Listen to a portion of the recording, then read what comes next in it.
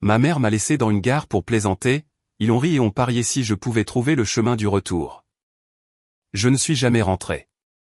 20 ans plus tard, ils m'ont trouvé. Ce matin 29 appels manqués, ma mère et mon père. Je suis Sophia Bennett. J'ai 32 ans. Je suis graphiste à Denver, dans le Colorado. Et ce matin, je me suis réveillé avec 29 appels manqués d'un numéro de l'Illinois. J'ai fixé mon téléphone si longtemps que mon café a refroidi dans ma main, car au fond de moi, avant même d'écouter un seul message vocal, je savais déjà de qui il s'agissait. Certaines mémoires ne s'effacent pas avec le temps. Elles attendent. Elles restent silencieusement dans les coins sombres de votre vie jusqu'à un matin ordinaire. Elles se soulèvent et vous ramènent complètement en arrière. Pour moi, ce fut un son, un numéro, un écran clignotant. Et soudain, j'avais de nouveau 12 ans, debout toute seule à l'intérieur de la gare Union Station à Chicago, regardant les seules personnes qui étaient censées me protéger transformer ma peur en divertissement. Ma mère m'a laissé dans une gare pour plaisanter. Ils ont ri. Ils ont réellement fait un pari sur le fait de savoir si je pouvais retrouver mon chemin toute seule. Je me souviens encore de la façon dont mon estomac s'est noué quand j'ai réalisé qu'ils ne revenaient pas me chercher. La façon dont chaque visage dans cette gare semblait inconnu. La façon dont la ville entière semblait trop grande, trop bruyante, trop froide pour une petite fille avec presque pas d'argent dans sa poche. Ce fut le jour où tout dans ma vie s'est divisé en deux versions. La fille que j'avais été avant ce moment et la personne que je devais devenir après celui-ci. Je ne suis jamais rentré. Pas cette nuit-là, pas la semaine suivante, jamais. J'ai construit une vie différente, un nom différent, et un avenir si loin d'eux que la plupart des jours je pouvais presque croire qu'ils n'existaient plus. Mais ce matin, ces 29 appels manqués ont prouvé quelque chose que j'avais passé 20 ans à essayer d'enterrer. Le passé ne reste pas toujours là où on le laisse. Parfois, il vient vous chercher. Et, est-ce que le temps qu'il fait là où vous êtes semble parfaitement en accord avec votre humeur actuelle? Grandir à Willow Creek, dans l'Illinois, m'a appris très tôt que les apparences signifiaient tout dans ma famille. Pour nos voisins, nous avions l'air solide et respectable. Le genre de famille américaine de la classe moyenne que les gens montraient du doigt quand ils voulaient parler de travail acharné et de bonnes valeurs. Mes parents possédaient une petite mais prospère chaîne de magasins d'articles ménagers. Le genre d'endroit qui vendait des batteurs de cuisine, de la literie, des cafetières à prix réduit, et chaque article ménager aléatoire dont les gens oubliaient qu'ils avaient besoin jusqu'à ce qu'ils passent devant un présentoir lumineux. Le week-end, mon père faisait des grillades dans l'arrière-cour. Ma mère faisait signe aux gens de l'autre côté de la clôture, et tout le monde agissait comme si nous construisions le genre de vie que les autres familles devraient admirer. Mais à l'intérieur de la maison, l'amour était toujours lié à la performance, et la sécurité dépendait du fait que ma mère s'ennuyait assez pour inventer une autre leçon. Elle adorait les appeler des leçons. C'était son mot préféré. Si je pleurais, j'étais trop sensible. Si je demandais de l'aide, j'étais impuissante. Si j'oubliais quelque chose, j'avais besoin d'apprendre la responsabilité. Elle pouvait transformer n'importe quelle erreur normale d'enfance en une raison de m'humilier. Et mon père la soutenait toujours avec un sourire, comme si la cruauté était une sorte de sport d'équipe qu'ils appréciaient tous les deux. Quand j'avais 8 ans, j'ai demandé une paire de baskets au centre commercial car les miennes tombaient en morceaux au niveau des orteils. Ma mère m'a dit que j'agissais comme une enfant gâtée, m'a fait marcher jusqu'à un banc près de l'aire de restauration, et a dit que si je voulais vivre dans le monde réel, je pouvais commencer par m'asseoir là toute seule et apprendre que personne ne me devait rien. Ils m'ont laissé là pendant presque 3 heures. Je me souviens d'avoir fixé le stand de bretzel, sentant la cannelle et le beurre, essayant de ne pas pleurer parce que chaque fois que je pleurais, cela semblait les divertir.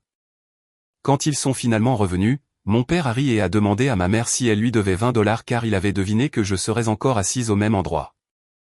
Quand j'avais 10 ans, j'ai pleuré après un match de football pour les jeunes car un groupe de garçons de l'école s'était moqué de moi dans le parking. Et au lieu de me réconforter, mes parents ont conduit jusqu'à l'autre bout du parking du stade, m'ont dit de sortir et m'ont laissé là après le coucher du soleil car, selon ma mère, les larmes rendaient les gens faibles, et la faiblesse attirait de pires traitements. Je me suis assise sur un trottoir en béton avec mes bras enroulés autour de mes genoux, regardant les camions partir un par un jusqu'à ce qu'ils reviennent près d'une heure plus tard avec de la restauration rapide pour eux-mêmes et aucune excuse pour moi. Mon père a trouvé hilarant que je sois encore là. Il a dit qu'il avait parié que j'essaierais de faire du stop pour rentrer à la maison ou de supplier des étrangers pour obtenir de l'aide. C'était le schéma. Tout devenait un test. Tout devenait une blague à mes dépens. Tout devenait un moyen pour eux de prouver que le monde était dur, comme si j'avais besoin qu'ils le durcissent davantage. La partie la plus étrange était qu'ils ne se sont jamais considérés comme cruels. Ils parlaient de caractère, de courage et de me préparer à la réalité. Ils utilisaient de grands mots pour faire paraître nobles des choses horribles. Si quelqu'un leur avait demandé, ils auraient dit qu'ils élevaient une fille indépendante. Mais l'indépendance n'était pas ce qu'ils construisaient. C'était la peur, c'était l'hypervigilance, c'était le silence. J'ai appris à étudier leurs humeurs avant de parler. J'ai appris comment disparaître dans ma propre maison. J'ai appris que si je restais assez silencieuse, assez utile, assez invisible, peut-être que je pourrais traverser une journée sans être choisie pour l'une de leurs expériences. Le seul endroit où j'avais l'impression d'exister en dehors de leurs règles était sur le papier. Je dessinais constamment. Je dessinais au dos des reçus, dans les marges des devoirs scolaires, sur des carnets de croquis bon marché que j'achetais avec l'argent du babysitting. Je dessinais des chambres avec des portes verrouillées, des fenêtres de train pleines de lumière, des femmes se tenant sur des sommets de montagnes sans personne derrière elles. À 12 ans, je n'aurais rien pu vous expliquer de tout cela. Mais je sais maintenant que j'essayais de dessiner mon chemin pour sortir de ma propre vie. Ce qui a tout fait basculer fut quelque chose de si petit que la plupart des parents ne s'en souviendraient même pas une semaine plus tard. J'ai eu un B+ en article. Pas en mathématiques, pas en sciences, en article. La seule matière qui me faisait me sentir vivante. J'en étais fier jusqu'à ce que je passe la porte d'entrée et que je vois ma mère tenir le bulletin scolaire comme si c'était la preuve d'un échec moral. Elle a demandé comment une fille qui passait tant de temps à dessiner pouvait encore réussir à la décevoir dans le seul cours dont elle était censée se soucier. Mon père a dit que peut-être je devenais paresseuse. Ma mère a dit que peut-être j'avais commencé à penser que l'effort était suffisant. Cette nuit-là, pendant que j'étais assise dans ma chambre en faisant semblant de faire mes devoirs, je les ai entendus parler dans la cuisine, leur voix basse et amusée de la manière qui me nouait toujours l'estomac. Ma mère a dit que j'avais besoin d'une leçon que je n'oublierai jamais. Mon père a dit qu'il parierait de l'argent là-dessus. Le lendemain matin, ils ont agi de manière si joyeuse que cela m'a donné des frissons. Ma mère a fait des crêpes. Mon père m'a même demandé si je voulais du jus d'orange.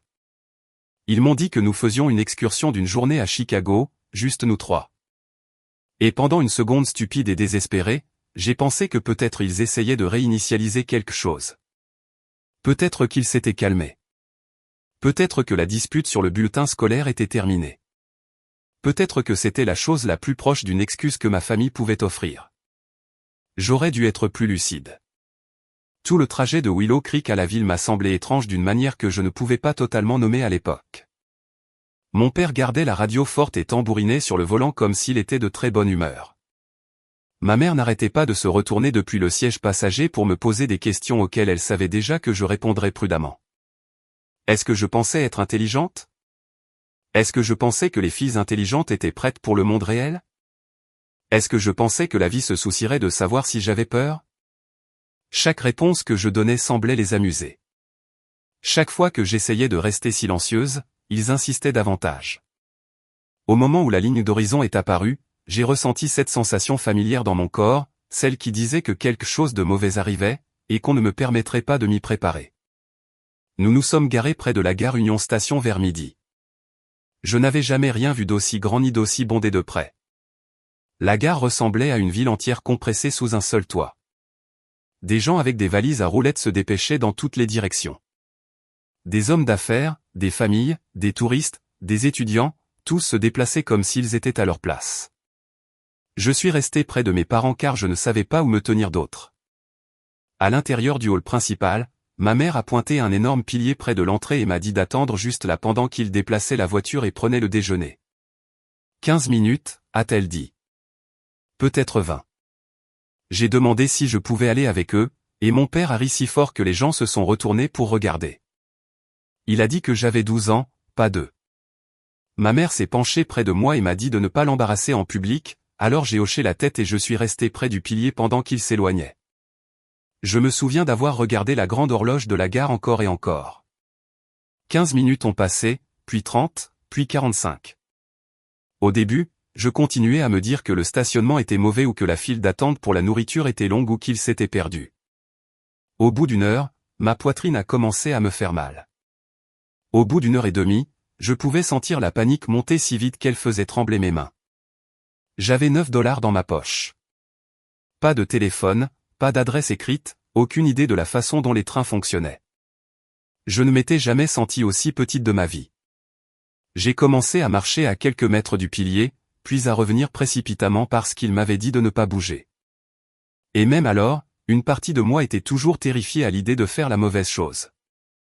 La gare est devenue plus bruyante au fur et à mesure que l'après-midi s'étirait. Chaque annonce dans les haut-parleurs faisait sursauter mon cœur. Chaque femme aux cheveux bruns me faisait tourner la tête. Chaque seconde s'étirait jusqu'à devenir cruelle. Ensuite, j'ai vu la voiture à travers les fenêtres avant. Se déplaçant lentement dans la rue à l'extérieur, j'ai vu notre voiture glisser. Tout mon corps a sursauté avec un soulagement si fort que j'ai presque ri. J'ai couru vers la vitre, agitant les deux bras, et pendant une fraction de seconde, j'ai vraiment cru qu'ils étaient revenus. Mon père conduisait. Ma mère était sur le siège passager. Tous les deux me regardaient directement. Mon père a souri en premier. Pas le sourire soulagé de quelqu'un qui a retrouvé un enfant perdu. Le sourire de quelqu'un qui regarde la chute d'une blague atterrir exactement comme il l'espérait. Ma mère a baissé sa vitre et s'est penchée juste assez pour que je l'entende par-dessus la circulation. Elle a crié, « Je parie 50 $ que tu ne peux même pas trouver ton chemin pour rentrer à la maison. » Puis elle a ri. Mon père a ri avec elle. Il a levé une main du volant pour faire ce petit pouce en l'air stupide comme s'il se félicitait d'être intelligent. Ensuite, la voiture a avancé et a disparu dans la circulation. Ce fut le moment où le monde a changé de forme pour moi. C'était une chose de craindre qu'il puisse m'oublier. C'était une chose de soupçonner qu'il m'enseignait une autre leçon. C'était tout autre chose de les voir le choisir, de les regarder l'apprécier, de réaliser que ma peur n'était pas un effet secondaire de ce qu'il faisait. C'était le but. Je suis resté là, figé, jusqu'à ce que quelqu'un me frôle et murmure « Excusez-moi ». Et le son de la voix d'un étranger m'a ramené brusquement dans mon corps. Je suis retourné à l'intérieur en courant parce que je ne savais pas quoi faire d'autre. J'ai erré d'un bout à l'autre de la gare, pleurant de temps en temps, m'essuyant le visage toutes les quelques minutes car j'étais toujours embarrassé d'être vu bouleversé. Mes parents m'avaient également entraîné à cela. J'ai essayé de penser à quelqu'un que je pourrais appeler, mais il n'y avait personne. J'ai essayé d'imaginer l'itinéraire pour rentrer à la maison, mais la maison aurait tout aussi bien pu être dans un autre pays. Je me suis assise sur un banc, puis je me suis levé à nouveau, puis j'ai marché en cercle jusqu'à ce que mes jambes me fassent mal. À un moment donné, j'ai cessé de m'attendre à ce qu'ils reviennent. À un moment donné, l'attente a pris fin et l'abandon a commencé. Cette différence peut sembler minime, mais quand vous avez 12 ans, c'est comme tomber à travers la glace. J'ai passé presque 3 heures à l'intérieur de la gare Union Station après qu'ils m'y ont laissé. Assez longtemps pour que la lumière à l'extérieur commence à changer. Assez longtemps pour que la foule s'amenuise et se remplisse à nouveau. Assez longtemps pour que je cesse de penser en phrases complètes et commence à bouger uniquement par instinct. Je suis resté à l'écart des portes car j'avais peur de m'aventurer dans la ville et de me perdre encore plus. Je suis resté à l'écart de la police parce que mes parents m'avaient toujours dit que si je causais des ennuis, les figures d'autorité aggraveraient tout.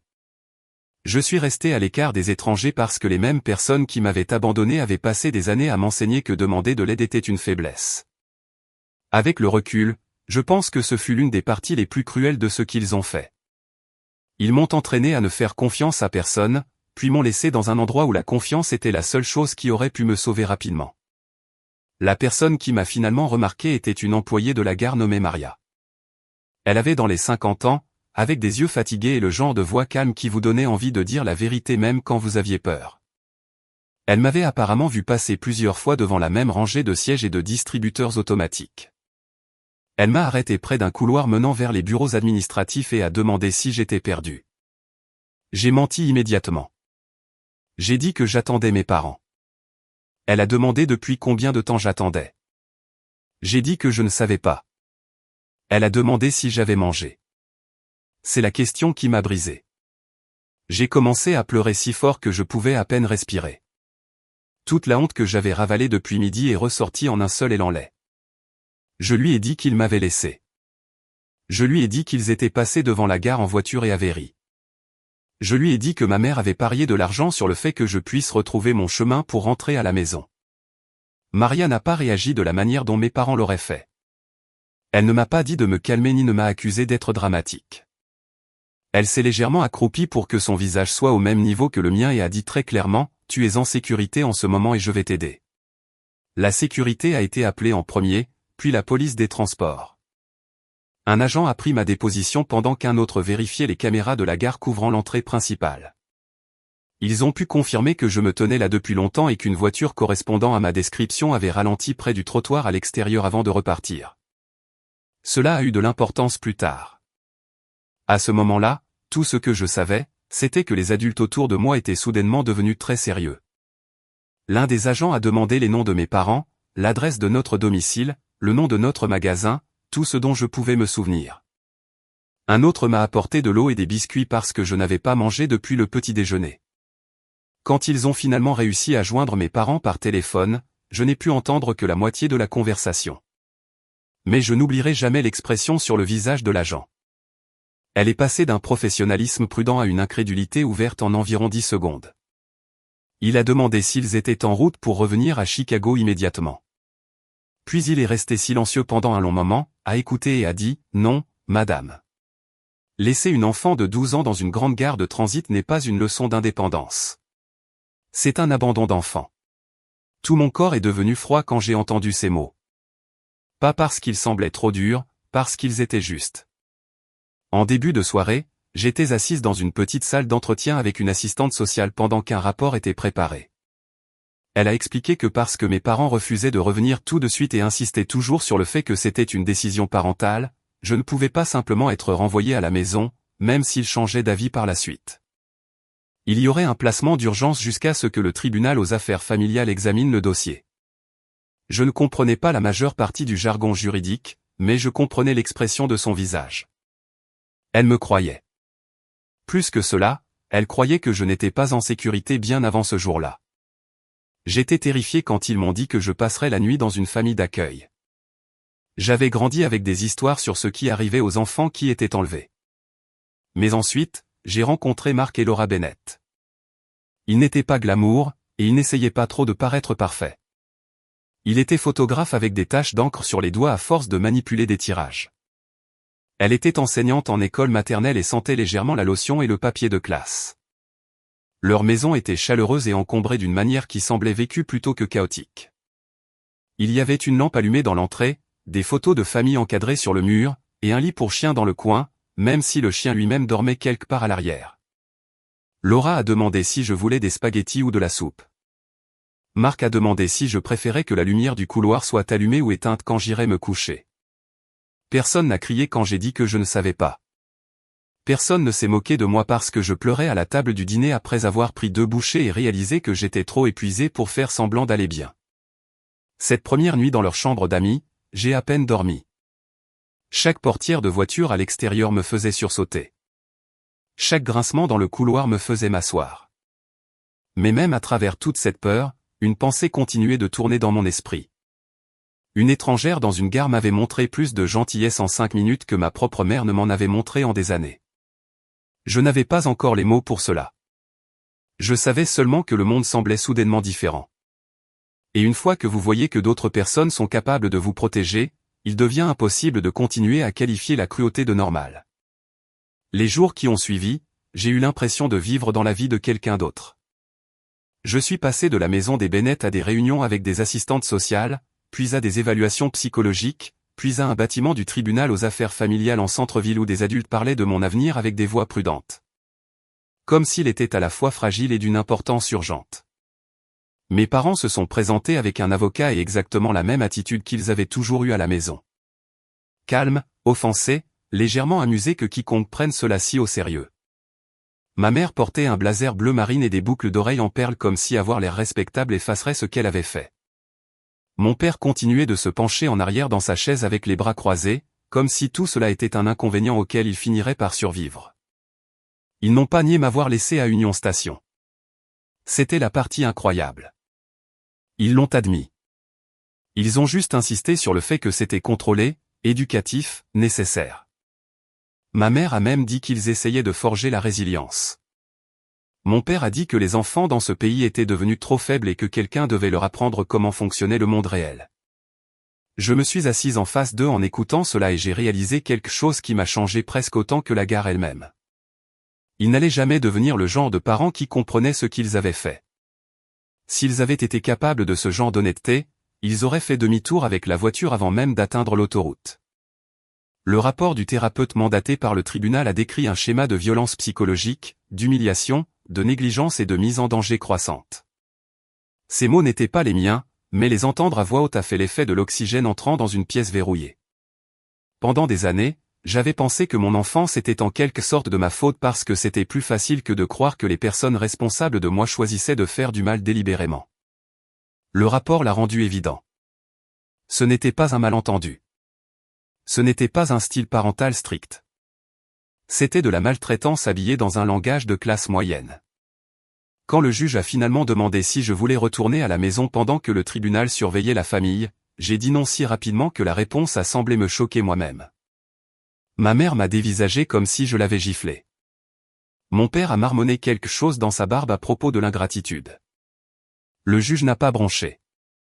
La phase suivante était censée être un chemin vers la réunification, des cours de parentalité, une thérapie familiale, des visites supervisées, des examens réguliers, un long processus conçu pour donner à mes parents une chance de prouver qu'ils pouvaient changer. Sur le papier, cela semblait juste. En réalité, mes parents ont traité cela comme une insulte publique. Ils détestaient l'idée d'être évalués. Ils détestaient l'idée de supervision. Ils détestaient que des enseignants, des thérapeutes et des officiers de justice aient désormais accès au visage privé de la famille qu'ils avaient passé des années à polir pour tout le monde. Mon père s'est plaint davantage des dommages à la réputation du magasin que de la perte de ma garde. Ma mère n'arrêtait pas de dire qu'elle ne laisserait pas l'État lui dire comment élever son propre enfant. Et puis, dans le moment le plus important de toute l'affaire, on leur a donné le choix. Ils pouvaient s'engager dans un programme de réunification de 2 ans et faire tout ce que le tribunal exigeait. Ou ils pouvaient renoncer volontairement à leurs droits parentaux. Ils ont choisi de renoncer. Juste comme ça. Ma poitrine ne s'est pas brisée dans la salle d'audience de la manière dont on pourrait l'imaginer. Elle est devenue étrangement immobile. J'avais passé toute ma vie à essayer d'être assez bien pour les empêcher de se retourner contre moi. Et à la fin, ils m'ont abandonné plutôt que d'admettre qu'ils avaient tort. Ce fut la vérité qui est restée avec moi le plus longtemps. Ils ne m'ont pas perdu parce que le système m'a volé. Ils m'ont livré pour protéger leur fierté. Après cela, les choses ont avancé plus vite. Les Bennett étaient déjà des parents d'accueil agréés, et au cours des mois suivants, ils sont devenus tout autre chose. Marc a commencé à mettre de côté de vieux magazines de photographie et des livres d'art pour moi car il avait remarqué à quelle fréquence je dessinais. Laura frappait avant d'entrer dans ma chambre, ce qui semble être une si petite chose jusqu'à ce que vous grandissiez dans une maison où l'intimité n'existe pas. Ils ont appris quels aliments me rendaient anxieuse à cause d'anciennes punitions liées au dîner. Ils ont cessé de me demander d'établir un contact visuel quand j'étais bouleversé. Ils n'ont pas exigé d'amour, de gratitude ou de confiance instantanée. Ils sont juste restés. La stabilité peut sembler presque surnaturelle pour un enfant qui ne l'a jamais eue. L'adoption a été finalisée après qu'assez de temps se soit écoulé pour que tout le monde fasse semblant que le processus était ordonné. Mais émotionnellement, cela s'était déjà produit bien avant que le juge ne signe les papiers finaux. Quand on m'a demandé si je voulais changer de nom, je n'ai pas hésité. Jennifer Caldwell appartenait à une fille qui s'était tenue dans une gare avec $9 dans sa poche et aucune idée si elle serait vivante ou morte pour sa propre famille à la fin de la journée. Sophia Bennett appartenait à quelqu'un d'autre, quelqu'un avec une chambre à elle, un bureau avec des fournitures de dessin, une famille qui ne riait pas quand elle avait peur. Je me souviens encore de la première nuit après que l'adoption est devenue officielle. Laura a mis des draps propres sur mon lit comme elle le faisait toujours le dimanche. Marc a laissé un nouveau carnet de croquis sur mon bureau et personne n'a fait de discours sur la chance que je devrais ressentir. Ils ont agi comme si j'avais toujours été la leur. Cette certitude tranquille a guéri plus de choses en moi qu'aucun moment dramatique ne le pourrait jamais. Cela m'a appris que le véritable amour ne vous teste pas pour prouver que vous le méritez. Le véritable amour fait de la place pour vous avant même que vous sachiez comment vous y détendre. La guérison ne s'est pas produite d'un coup, et elle ne s'est certainement pas produite en ligne droite. Les gens aiment les histoires où un seul acte de sauvetage répare tout, où l'enfant blessé s'épanouit instantanément au moment où il est placé dans un meilleur foyer. Ma vie n'était pas comme ça. Pendant des années, mon corps réagissait encore à la gentillesse comme si cela pouvait être un piège. Si Laura me disait qu'elle serait de retour dans 15 minutes après avoir couru au magasin, je devais combattre l'envie de regarder par la fenêtre jusqu'à ce que sa voiture revienne.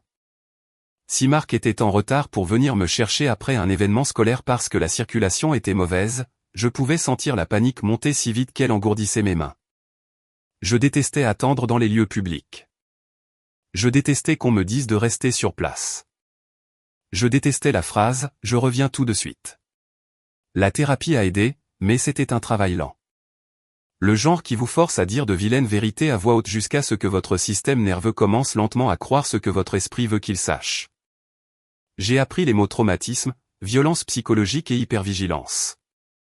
J'ai appris qu'être blessé encore et encore ne vous rend pas plus fort de la manière dont les personnes cruelles le prétendent. Cela vous fait vous adapter au danger. Cela vous rend brillant en matière de survie et terrible en matière de repos. À travers tout cela, les Bennett ne m'ont jamais brusqué. Ils venaient aux événements scolaires, m'aidaient avec mes devoirs, se souvenaient des sujets qui me déclenchaient, et me laissaient garder la porte de ma chambre fermée quand j'avais besoin d'espace. Ils n'ont pas essayé d'effacer ce qui s'était passé. Ils m'ont aidé à construire une vie où ce n'était plus la seule chose qui me définissait. L'art est devenu plus qu'une évasion. C'est devenu une structure, un langage, la preuve que je pouvais créer quelque chose de beau sans la permission de personne. Je m'y suis investi tout au long du lycée, puis dans les candidatures à l'université, puis dans chaque examen de portfolio et session de studio de fin de soirée après mon admission à l'Institut d'art de Chicago. Retourner vers la ville qui m'avait autrefois effrayé n'était pas symbolique au début. C'était pratique. L'école était faite pour moi. Le programme était solide, mais quelque part au cours de ces années, j'ai réalisé que je reprenais quelque chose. La même ville où j'avais autrefois été abandonnée est devenue l'endroit où je me suis construite. J'ai étudié le design graphique, j'ai travaillé à temps partiel, je suis allé en thérapie et j'ai appris à exister autour de personnes qui n'exigeaient pas que je me fasse toute petite. Après l'obtention de mon diplôme, j'ai pris un emploi à Denver dans une agence de stratégie de marque spécialisée dans le travail d'identité des petites entreprises. Et pour la première fois de ma vie, je vivais assez loin de l'Illinois pour avoir l'impression que la géographie elle-même était de mon côté. Denver m'a donné de l'espace. De nouvelles rues, de nouvelles habitudes, un nouveau climat, un air assez sec pour m'éclaircir les idées. Finalement, j'ai commencé à prendre des clients indépendants à côté, puis j'ai ouvert mon propre studio. Je me suis bâti une réputation pour une narration visuelle épurée. Le genre de travail qui aidait les gens à dire clairement qui ils étaient et ce qu'ils défendaient. Parfois, l'ironie de cela était presque drôle. Toute ma carrière s'est développée à partir du fait que j'avais passé mon enfance piégé dans les mensonges de quelqu'un d'autre. J'ai rencontré Alex par l'intermédiaire d'un ami lors d'une pendaison de crémaillère. Il était ingénieur en logiciel, patient d'une manière qui ne semblait pas artificielle et très difficile à déstabiliser. Lors de notre 3e rendez-vous, je lui ai dit que j'avais une histoire familiale compliquée. Lors de notre 5e, je lui en ai dit un peu plus. Des mois plus tard, quand je lui ai finalement parlé de la gare Union Station, il n'a pas interrompu, n'a pas surréagi, ne m'a pas sorti une phrase paresseuse sur le fait que tout arrive pour une raison. Il a juste tendu la main de l'autre côté de la table, a pris la mienne et a dit « Cela n'aurait jamais dû t'arriver ». La simplicité de cela m'a presque anéanti. Nous avons construit notre vie de la même manière que je m'étais reconstruite. Lentement, délibérément, avec de la place pour l'honnêteté. Nous nous sommes mariés lors d'une petite cérémonie où Marc m'a accompagné jusqu'à l'hôtel et Laura a rangé le dos de ma robe tout en essayant de ne pas pleurer. Nous avons adopté un chien croisé nommé Max, un bâtard avec une oreille déchirée et l'âme prudente de quelque chose qui avait également été laissé derrière trop tôt. J'ai bloqué tous les comptes que mes parents biologiques ont un jour essayé d'utiliser pour me contacter. Facebook, Instagram, les anciennes adresses e-mail. J'ai même changé mon numéro de téléphone une fois après qu'un message vocal de vacances provenant d'un numéro de l'Illinois m'a fait trembler pendant 1 heure. Je ne parlais pas d'eux à moins d'y être obligé. Je ne visitais pas Willow Creek. Je n'utilisais pas mon ancien nom. La plupart des jours, je pouvais passer des semaines entières sans penser à Jennifer Caldwell du tout. C'était la vie que j'avais construite au moment où les appels manqués sont arrivés. Un bon mariage, un studio avec des clients fidèles, des promenades matinales avec Max, des dîners avec des amis, des appels le dimanche avec Marc et Laura. Une vie si calme et entière que parfois je me demandais si la paix semblait toujours aussi étrange aux personnes qui n'avaient pas grandi en se battant pour l'obtenir. Puis mon téléphone s'est illuminé avec 29 appels manqués de l'Illinois et le sol sous cette paix a vacillé. Il y avait un message vocal. Puis un email provenant d'une adresse que je ne connaissais pas. Puis une demande de message sur LinkedIn, la seule plateforme que j'avais gardée publique à cause du travail. C'était le détail qui m'a fait comprendre que cela avait demandé des efforts. Quelqu'un avait cherché. Quelqu'un avait finalement relié Sophia Bennett à la fille dont il s'était autrefois moqué à travers une vitre de voiture. Je me suis assise au comptoir de ma cuisine avec le téléphone à la main pendant que Max se pressait contre ma jambe et qu'Alex regardait mon visage devenir blanc. J'avais passé 20 ans à m'assurer que le passé reste enterré. Quoi qu'il se passe maintenant, on l'avait déterré à 2 mains. Le message vocal ne venait pas de ma mère.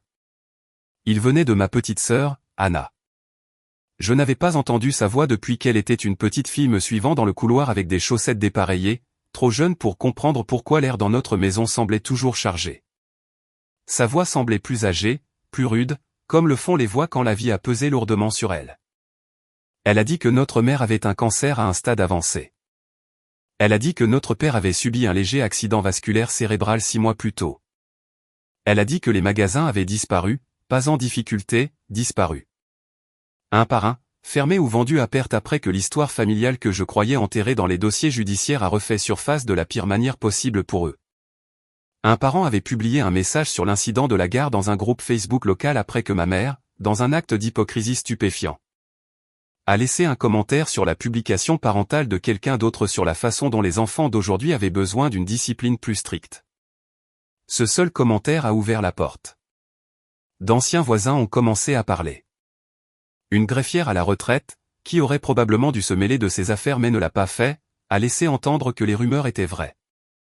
Quelqu'un a trouvé une ancienne brève de journal concernant une affaire de garde liée à une enquête pour abandon de mineurs. Puis un ancien employé de l'un des magasins est intervenu sur ce qu'étaient mes parents à huis clos. L'image qu'ils avaient passé des décennies à soigner s'est effondrée en public, rapidement et de manière laide. Les clients ont cessé de venir. Les gens ont conduit jusqu'à de plus grands magasins de la chaîne dans la ville voisine plutôt que de leur donner un autre dollar. Les amis de l'église sont devenus silencieux. Les groupes civiques ont cessé d'appeler. Willow Creek, qui les avait autrefois protégés avec des commérages et de la politesse, s'est retourné contre eux avec les mêmes outils. Anna a dit qu'ils vivaient maintenant dans un appartement subventionné en dehors de la ville. Pas de maison, pas de magasin, pas de statut, aucune version de l'ancienne famille pour s'y cacher. Ensuite, elle a prononcé la phrase qui m'a dit exactement pourquoi il y avait eu 29 appels manqués au lieu d'un seul message respectueux. Ils voulaient que je revienne. Pas parce qu'ils étaient soudainement devenus des personnes différentes. Pas parce que le temps les avait rendus assez courageux pour affronter la vérité. Parce qu'ils n'avaient plus d'option et étaient terrifiés à l'idée de mourir seuls. J'ai demandé à Anna pourquoi elle appelait si elle savait que j'avais toutes les raisons de ne pas répondre. Il y a eu un long silence. Puis elle a dit que c'était parce qu'elle voulait que je l'entende de la part de quelqu'un qui ne me mentait pas. Elle m'a dit qu'elle avait aussi coupé les ponts, pas des années plus tôt, mais récemment après être devenue mère à son tour et avoir finalement demandé des copies des documents judiciaires pour comprendre ce qui s'était réellement passé lorsque j'avais disparu de la famille. Nos parents avaient passé des années à lui raconter une version édulcorée, que j'avais surréagi, que l'État avait outrepassé ses droits, que j'avais été manipulé par des parents d'accueil qui voulaient une fille. Anna a dit que lire ses dossiers lui a fait l'effet d'être percuté par un camion. Elle a regardé son propre petit garçon après cela et a réalisé qu'elle ne pourrait jamais laisser des gens comme eux s'approcher de lui à nouveau. Entendre cela aurait dû me faire me sentir triomphante. Au lieu de cela, cela m'a fait me sentir fatigué dans un endroit plus profond que la colère. Elle a demandé si je viendrais. J'ai dit que j'y réfléchirais.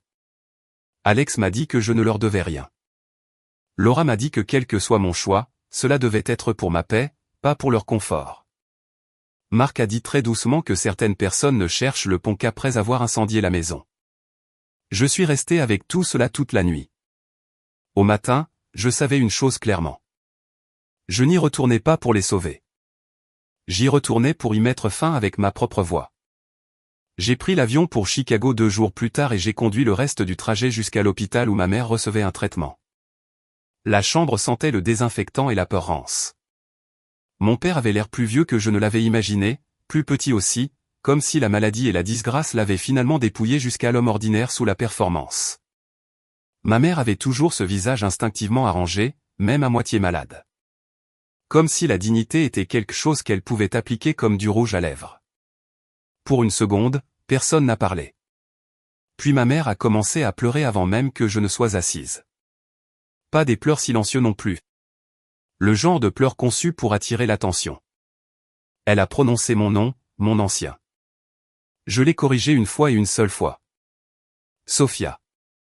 Elle a hoché la tête, se tamponnant le visage. Et mon père a dit qu'ils avaient fait des erreurs. Des erreurs? Le même mot lâche que les gens utilisent quand la vérité est trop laide pour être dite à voix haute. Je leur ai dit non. Une erreur, c'est rater une sortie.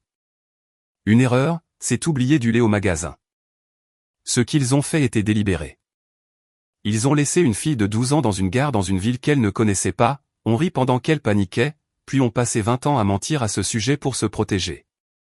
Mon père a commencé à parler, probablement pour expliquer, mais je n'avais pas fait tout ce chemin pour écouter une autre défense enveloppée dans un langage plus doux.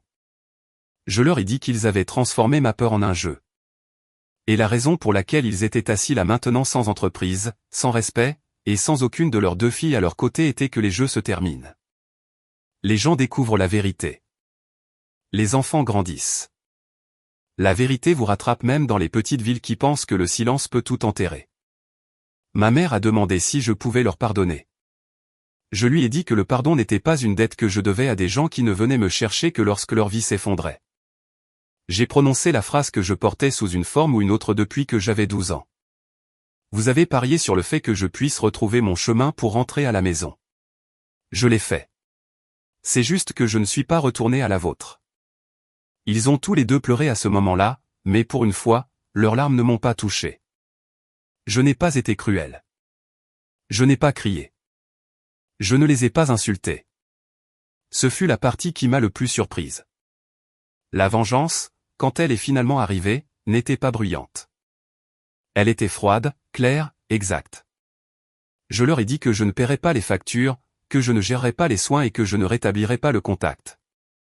Je leur ai dit qu'Anna avait tout à fait le droit de protéger son propre enfant d'eux. Je leur ai dit que ma famille était dans le Colorado et dans l'Illinois avec les personnes qui avaient réellement mérité ce mot. Ensuite, je me suis levé. Mon père a demandé si c'était vraiment un adieu. Je l'ai regardé et j'ai dit que c'était un adieu depuis 20 ans. Vous êtes juste les dernières personnes à le comprendre. Je suis sorti au bout de 20 minutes et je n'ai pas regardé en arrière. Sur le parking, l'air semblait léger et lumineux. Je suis resté là avec les mains tremblantes, pas de regret, mais de l'étrange soulagement qui survient lorsque quelque chose qui vous a enfin une forme que vous pouvez laisser derrière vous. Dans l'avion du retour, j'ai pensé à la petite fille de la gare Union Station, celle qui avait cru qu'être abandonnée signifiait ne plus jamais être désirée. Elle avait eu tort. Elle n'était pas désirée par deux personnes brisées qui confondaient la cruauté avec la force, mais elle n'était pas indigne d'amour. Il y a une différence, et l'apprendre a sauvé ma vie. S'il y a une leçon dans ce qui m'est arrivé, c'est celle-ci.